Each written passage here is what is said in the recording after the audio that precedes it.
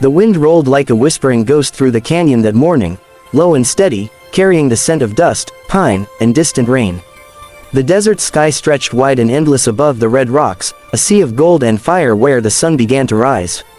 It was a quiet dawn, the kind that made you believe time itself had slowed to listen.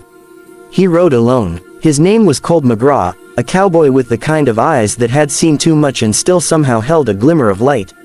His hat was worn, his boots cracked, and his horse, an old gray named Whisper, moved with the patience of a soul that knew both hunger and hope. Colt wasn't chasing gold or glory.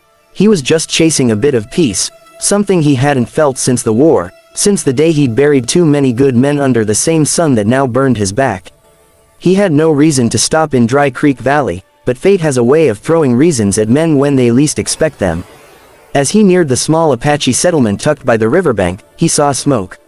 Not the kind from a campfire. This was black, wild, angry. Then came the shouting, the sound of men in fear and something far worse. Colt pulled his horse to a halt. Through the trees, he could see figures moving fast, women clutching children, and men with rifles raised, white settlers and hired hands, rough men drunk on power and vengeance. At the heart of it all was a girl, maybe 17, her long dark hair braided with feathers and beads, her wrists tied with rope. She was surrounded, her voice raw as she shouted something in Apache, her eyes blazing like fire itself. Colt didn't understand her words, but he understood her tone. It was the sound of someone begging for her freedom, or her life. He should have turned away. It wasn't his fight, that's what every man told himself when the world demanded courage. But something about the way that girl stood, refusing to bow even as tears streaked her cheeks, made something deep inside him ache. He dismounted, slowly. The nearest man, a rancher named Reddick, thick-necked and mean-eyed, spotted him and sneered. "Well, look what we got here," Reddick spat. "Another hero. Ain't your business, cowboy." Colt's hand rested easy on his hip, near the worn handle of his revolver. "I ain't looking for business," he said calmly. "Just seems like a mighty unfair fight, all these men against one girl." Reddick laughed, showing yellowed teeth. "She's Apache. They took a settler's horse last week. She's gonna pay for it.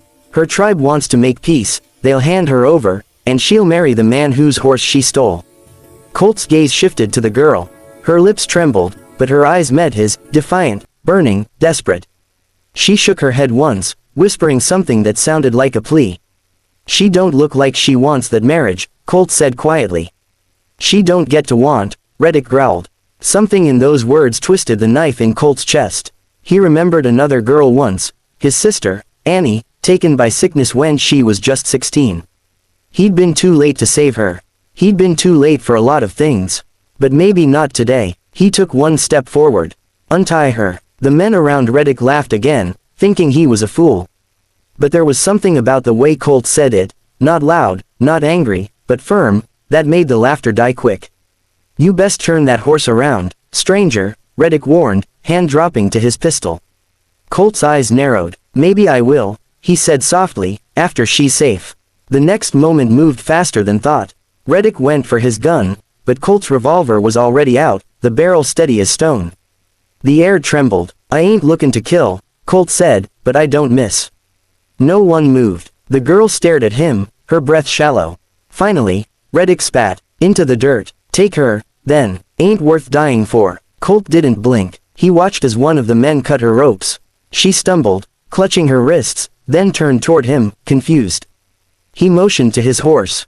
"Come on," he said quietly. "Let's ride." For a second, she didn't move. Then, as the first man reached for her again, Colt lifted her, light as a whisper, onto Whisper's saddle. She gasped, startled by the sudden motion. Colt swung up behind her, his hand firm on the reins. Then, with one sharp kick, the horse surged forward, out of the dust, past the shouts, through the wild wind of freedom. They didn't stop until the sun dipped behind the mesas. When they finally reached a ridge overlooking the river, Colt pulled the horse to a halt. The girl slid down, unsteady, her bare feet meeting the cool earth. She looked at him, fear still flickering in her eyes. He raised his hands slightly, a sign of peace. "You're safe," he said gently. "Ain't nobody gonna hurt you now." She watched him for a long time before speaking, her voice low and melodic. "You, help me." "Why?" Colt looked away, toward the burning horizon. "Because no one helped me when I needed it." Her name, He learned later that night as they camped beneath the stars, was Naeli, meaning, I love you, in her tongue. She spoke English brokenly, but well enough for him to understand. Her tribe had been pressed by nearby settlers for months. She was to be forced into marriage with Reddick's son to secure peace. But she'd run, and been caught. I was not his, she said, her eyes fierce. I will never be. Colt nodded. Seems to me freedom's worth any risk. She smiled faintly. Even dying. He chuckled softly. Sometimes dying's the easy part. They shared silence after that, the kind that doesn't need words. The stars stretched across the heavens like 1,000 watching souls. Days passed as they rode deeper into the frontier. She began to trust him, slowly, carefully. He taught her to ride on her own horse, found her food, even traded his last silver watch for a blanket in a nearby town. Somewhere along those days, the air between them softened.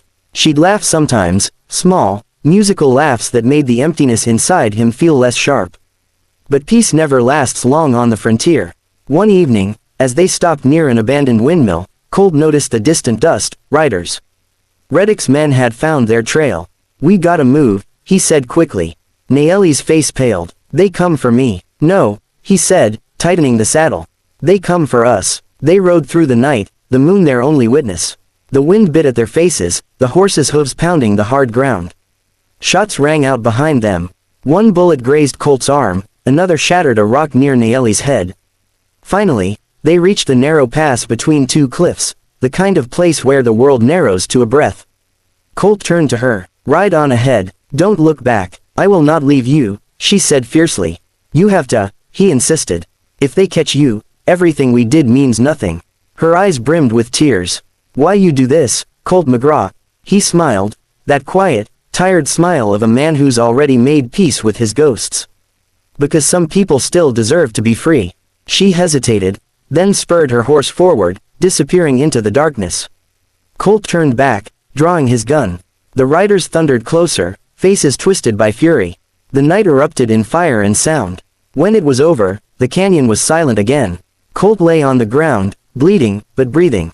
The men were gone, scattered or dead. He stared up at the stars, wondering if maybe this was what redemption felt like. Hours later, as the dawn broke pink and gold, Naeli returned. She found him half-conscious, whispering something he didn't finish. She tore a strip from her dress and pressed it to his wound. You not die, she said fiercely. You promise. He smiled weakly. You're bossy for someone I just saved. She laughed through tears. Then live. Because I not want to be free alone. For days she nursed him back, finding herbs, catching fish, watching over him as the sky turned from day to night again. And in those quiet hours, something unspoken grew between them, something fragile and eternal. When he could stand again, they rode west, away from the valley, away from war and vengeance. They found a small, hidden meadow where the grass bent low to the wind and the river sang softly. It was there Colt built a small shelter. Naeli tended a fire, her eyes bright with a kind of peace neither of them had known before. One evening, as they sat watching the sunset bleed across the sky, she asked, "What will you do now?" He shrugged. "Maybe start over. You." She looked at him with that steady gaze. "I already start over, with you." He looked at her, heart heavy and full all at once. "You sure about that?" She smiled. "You free me, but maybe you need someone to free you, too." For the first time in years, Colt didn't argue. He just took her hand. They lived quietly for months, like two souls rescued from the storm. Sometimes, travelers passing through the canyon would speak of a strange pair, a white cowboy and an Apache girl, tending a small herd by the river, always together, always kind. Years later, when the West began to change, when the guns grew silent and the land began to breathe again, people still told the story. They said the cowboy who'd once carried the girl away from the flames never rode alone again. They said she taught him to smile again, to believe in something beyond pain. And when he died, many years later, the townsfolk buried him under the same wide sky he loved.